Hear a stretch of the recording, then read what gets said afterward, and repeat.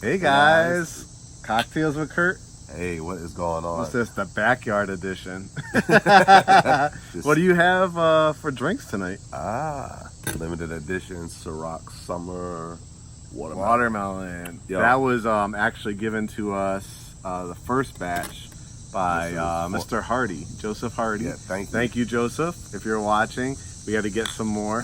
What did they say? It was like a summer special, right? It's a summer. It's just for the summer. So Oh, look at this guy. Is he too cool for school? What's up with the sunglasses? I would have brought mine if I knew you were going to be we were Mr. out here. Cool. We were out here sitting by the pond, and Yeah, but it's like when we're taping this like after 8, Oh. so it ain't that sunny out. It's like You one come of those with guys. Joe. You It's like come- one of those guys in you the come club with that Joe. like it's totally dark out, but you still gotta wear sunglasses. Usually, and they hate by those the way, I've seen your post. people. About You what? try to come for me in a lot of your little videos, but it's okay. It's okay. Hey guys, thanks for being back with us. Yes.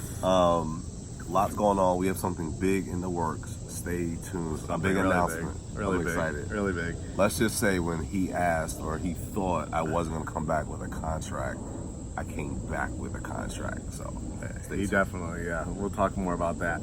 But one topic I think we should discuss tonight is ready, willing, and able.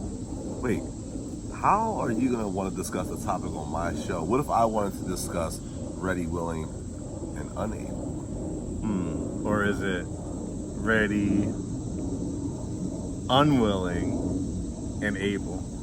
So let's tell people maybe Yes. that's a good one. Maybe let's talk about the difference because we run into But I this still from time came to up with the time. topic for the show. Okay. Just so we're clear. See how he just changes things Okay. around? So, yeah, what we're going to talk about is ready, unwilling, and able. So we've run across this multiple times, Wait, actually. could you really be ready? And Oh, we're going to have to deal with the bugs yeah, a I'm not little about bit, to right? deal with this, so we might have to take this inside in a second. So let's kind of break down what Okay. that means. So obviously the able part is you've been pre-approved, you know your numbers, and so you're qualified, you're able to buy a home. Yep. The other part is you're ready, you know, or you think Or you're you ready. think you're ready. Yeah. But then the difference between willing and unwilling. And so let's kind of break that down. So we've had some scenarios where we've had qualified buyers, right? Yep. So they're able. So they're able. And they tell us, hey, I'm ready to go. I'm ready to purchase a house. I'm ready to go out and look at houses. So, We that's think what they're ready. we Yeah, we that's think what we they're think we're going to do. So, we've gone to situations where we've gone and we've gotten some great deals for people, and or we think are great deals because They're we've great negotiated deals. some great deals. And then because football season's coming up, even though you're not a big football fan, but Well, that's when I get more me time. what so. they say is like the goalpost keeps moving, right? Which means you start off, say somebody says, I want to buy a $350,000 house, right? They've gone pre-approval through one of our lenders. They're able to. Yeah. And then they get to a point and they say, oh, I really like it, but. So let's talk a little bit about, The buts? Yeah, the buts. The buts. Let's talk about the butts. I think I could take that one. Right? Yeah. So here's my thing, and Yeah. we just keep it real always. So, and I had a couple of these, so if it comes off too raw, I'm sorry, but you guys will get to know that about me. If you set out on a journey of buying a home, as you said, everything you said is true. You're able, you're qualified. That's the good part, right? Yeah. But if you haven't done your due diligence to know what you're really ready to move forward on, then you can't possibly be ready. And what I mean by that is, if you're already like you've gotten a pre-approval, so we've talked about that. But just because you get pre-approved for, let's say, $1 million, that doesn't mean that you can afford $1 million home. Right. That just means that on paper, a bank or lending institution says, oh, well, most likely, based on what you've presented yourself as on paper, you most likely will qualify for this home. So, for instance, like, just because you're pre-approved for $1 million, and we get that letter, so we think that you are pre-approved for $1 million, then you don't go looking at houses, then For to $1 million. find out that, like, whoa, I didn't want to spend $1 million. $6,000 a month on my mortgage or Right. whatever the case may be. So So, were you really ready? you couldn't have been ready. Right. And- You were able to, but you weren't ready. And see, here's where, where we clash. Right. Because don't come to me if you're not ready. You've watched enough of our videos to know we want you to be pre-approved. We want you to know your numbers. We want you to know what position you are in order to move forward. You can't start the process by skipping steps in the beginning. And then another thing is, like, we can't. You contact us because you want to buy a house. So you've taken the steps. You're pre-approved. You're ready. Yeah. But the but the unwilling part. Let's talk about that. We find them the house. Okay. They run the numbers, but there's something like they're just unwilling to pull the trigger. They're unwilling, or that goalpost changed to. Well, do you think that there's something better? Or I came across another community after, like, we've looked at 8 or 9 communities. Here's the thing: if you ask yourself, "Is there something better?" What I tell people is, I think we tell people the same thing. There's always going to be. There's always going to be something better. Just like there's always going to be somebody that's faster. There's always going to be somebody that's smarter. There's always going to be something else out there. However, if you find a home that you are not custom building, and that meets, let's say 75, 80, 85% if you're really lucky, 85% of your criteria, and it's just a small 10, 15% of you wish you had, that's most You're going to drive yourself crazy if you always are looking for the 100%. Perfect It won't house. happen. It's kind of like, I mean, I guess let's try to take it like this, right? So let's take it to, like, you know, when you're starting to date somebody, and I haven't done that in Jesus, how long anyway, and even if you marry somebody, right? I like the old saying, like we always say, is there's always going to be, because it's another person. You know, it's like in the music industry. There's a hot artist for a certain period of time. Then there's a next artist. It's a hot husband for a certain period of time. Right. Where are you going with this? What I'm saying is, like, where are you going? Of course, you're attracted to, and it works for you for the person you're with, right? Okay, I'll see where you're going with this. Can't you always see somebody? You step into the gym and say, like, damn, they're attractive, right? Honey, only you. That's why we go together. He only has eyes, right? That's why we go together. But I'm saying, like, there's always going to be a prettier house. No, there's always going to be a better location. I just like to say, you trying to hijack my show after I just said that.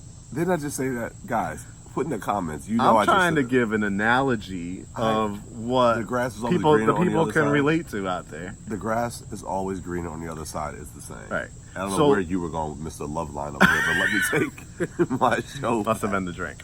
Must have been the drink. Hey, cheers for that. Cheers to that. So, where I didn't know where I thought you were going with that. I was just listening. I'm saying, like, there's always going to be something other. You can move into the house, right? And you can't have buyer's remorse because that house was ready. And we don't want that. We don't. We never. So I just. But you're ready. You say you're ready, but are you really ready? I think I want to like unthread this a little bit. Yeah. So it's not that we're saying we want to force anybody into buying a home that they don't feel comfortable with moving forward with, or it's not for them. We're not saying that. Well, who we're talking to are the buyers that are out there that they know what location they want to be in. They know the size house, style house, and all of that up front, and we find that. And then they're still unwilling. And then they're unwilling because they decide, actually, I think that's not really the location I want. Can we get that house in another location? And you can't. Like, there's a difference between, like, let's just throw a city out there. There's a difference between looking for a house, say, in Fairburn, that's 6 bedrooms, that, you know, maybe you could find for $350, and in Smyrna or Buckhead, you're just not going to be able to find it. And also, too, and I think we should talk about this in another. Why does that happen, though? Going back to our point, that happens. You think people are scared, or they're just? No, I think what happens is people are not doing their due diligence before they embark on the journey. I think we always say the question we get a lot of times, because you post a lot of. I give you credit. You actually do something. You post. I do it. Let's not put a percentage on it. You post a lot of. You better not have any more drinks, because you're gonna be sleeping out here with the fish. No, but you post a lot of pictures, and the question that we get a lot is, how much would that house? How much is that house? Or but it's really not so much of how much the house is necessarily. It's about how much the payment is. Right. Because a $200,000 home could not make that much of a difference between that and a $250,000 home for some buyers. Right. But you have to be focused more so on the monthly payment, not so much the overall cost of the house. Right. So when you're meeting with, if it's Mark Scarrett, if it's any of your lenders, what you should ask them is when they give you the pre-approval, because that is, again, that's the first step. The second part of that is just tell them, I would like my monthly payment to be somewhere around this. Can you please provide me with an estimate so that I'll know based on this pre-approval how much of a home I can get with a monthly payment Absolutely. that I want. But let's talk about this too. I think willingness is when people keep thinking they can get a better deal too. Like, how would you break that down? Like, everybody wants a deal, right? But in real estate, it's not just like going to find a shirt, right? And I'm getting this deal on it. This is a place you're going to be living, setting up roots, right. An investment. You can't think, oh, because I want to get $3,000 less on the price of the house. Look at the big picture, right? Look at if we could negotiate closing costs, if we could negotiate appliances, stuff like that. So talk a little bit about that being unwilling as well. I think, yeah, that's unwilling, but I think overall to me, when I think of unwillingness, I think of it as depending on a person's situation, that drives how willing or unwilling they are in moving forward. Their urgency, right? The sense of urgency. So if you have somebody that, and we get all walks of life. All walks, I mean, we get people from all over. So, and it's, a person that's relocating and they need to get into a place by a certain time. They need to get in by a certain time. They're probably more willing. Much more willing and flexible and ready to do what needs to happen to pull the trigger on the whole. I say that What the? That was a bug. That was a huge bug that just flew on me. I don't do bugs. Are we gonna do this? We're gonna keep this video. Or is it a blooper roll? We're gonna keep it. Y'all gonna love me for it. Did you hear? Let's hear it. We gotta do slow motion like that. Anyway, I'll take that. Y'all can make fun of it. See, my doggies came to rescue me. But anyway, what was I saying before the flying bug? Just your sense of urgency. urgency. Your sense of urgency drives your willingness to move forward. And I think if you know that you're just casually looking and you have another year left on your lease, and you know that then you're not ready. You're missing the ready part. You're missing the ready. So it's like, but I think it ties in together, don't you think? Right. I think it does. But I wanted to make the point that the sense of urgency drives the willingness to move forward or the unwillingness not to. Right. That's what I want to say. Yeah. So the old saying, ready, willing, and able. This is how we're trying to break it down for you. Is there's a lot of people out there that are able to, and then there's also people that are actually ready. They know they've been saving up for it, and they're willing to make the sacrifices, but they're not able to as well. And that's the person that maybe is just a little bit away from their down savings goal or getting their credit up just a little bit. So you could be missing just that one part can totally, blow up a real estate deal. Speaking of which, a good news story to share. Okay. With all the good people. And we got 2 minutes left. So. All right. Well, this will be good to end it on a positive note. Okay. So I'd just like to say to that point, we had someone today that reached out to us 6 months ago. 6 months ago. And they were really interested in the townhome. Yep. I don't want to say their name because I don't want to lose out there. So they went to look at a townhome 6 months ago. They were severely disappointed. They did not qualify for a mortgage. Right. They had a below. I think it was they were like as low as 570. Again, we're not putting names out there. Right. But what they did, they were willing to do the changes that the lender said. Yep.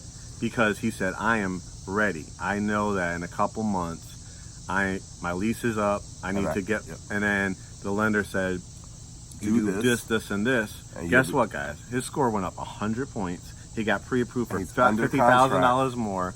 And today we got the news that he's under contract. Yep. And that was just in 6 months of just doing what he wanted to, because he was willing. His sense of urgency was real. He had to get out of this. All he was missing was the able part. Yeah. He couldn't do it at the point, but he was ready, willing, and he did the things. And he figured it out. Steps. So with that said, that's a message to you guys. If you're not able to, we're going to get you able, right? What we need you to do is the ready and willing part, so we could formulate a contract and go under contract and close. He's trying to be so profound, isn't he? So hopefully you guys got our message, and I think we'll try to do one more message, right? I mean, one more video before the sun goes down. I don't know. It's a nice night. I'm not done flying bugs. We'll see. We'll definitely put something else out here. I don't know if it'll be right here, but we'll put something else out. All right, guys. Cocktails with Curt. Cheers. Give us a call.